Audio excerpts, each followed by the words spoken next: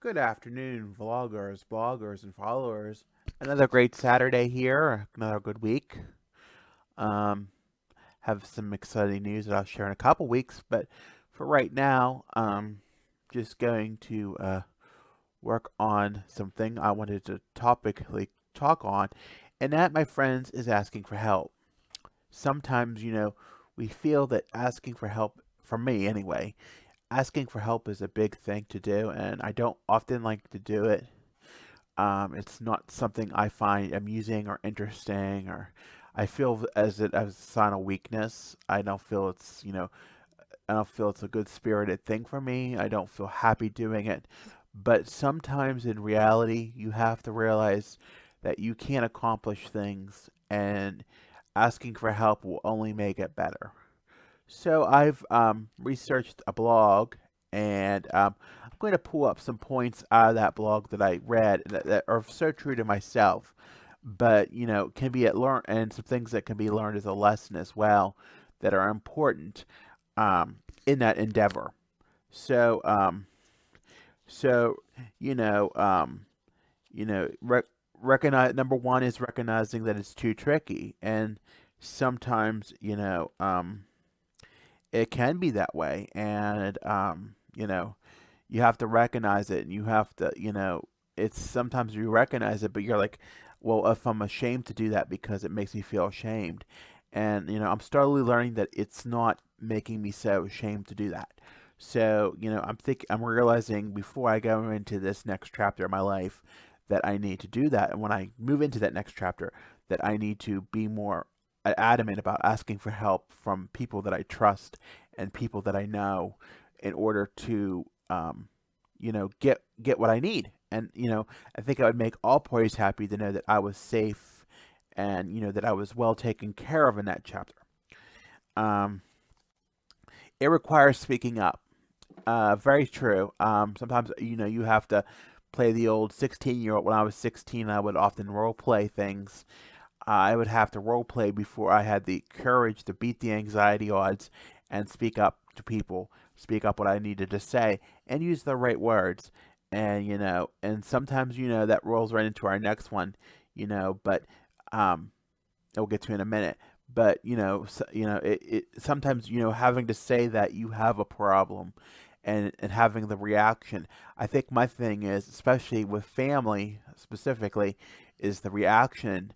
That I did something wrong, or you know or I'm a bad person, or I'm stupid, or just all them idioms out there that just don't, that are sometimes not true. They still love you, still the same, but when if you wait to ask, and when it's a problem, then it's too late, and then it may cause that. So your thing is to be adamant and just ask as soon as you can, and that's the key. You need to ask as soon as you can, so that the problem can be tackled and solved, so that it's without the less of the stress. Um, you know, what if it makes me stupid? I think that all the time, honestly. But no, kidding aside, it does kind of, I think I'm so stupid by asking for help, or I'm not smart. I mean, I have intelligence in many other ways. I can share my talents with things such as living independently. That I have so many different assets of some things, but I need supports in others. So I have to realize that it's not me realizing that it doesn't make me look stupid asking for help, or worthless, or any of them negative terms. I think it needs to be as I'm getting what I need and needing the help that I get. I'm stubborn. That's the thing. Sometimes I am stubborn, and I have to have it my way, but my way is not always the right way. And that's sometimes a hard battle for anybody on the autism spectrum, including myself, to learn.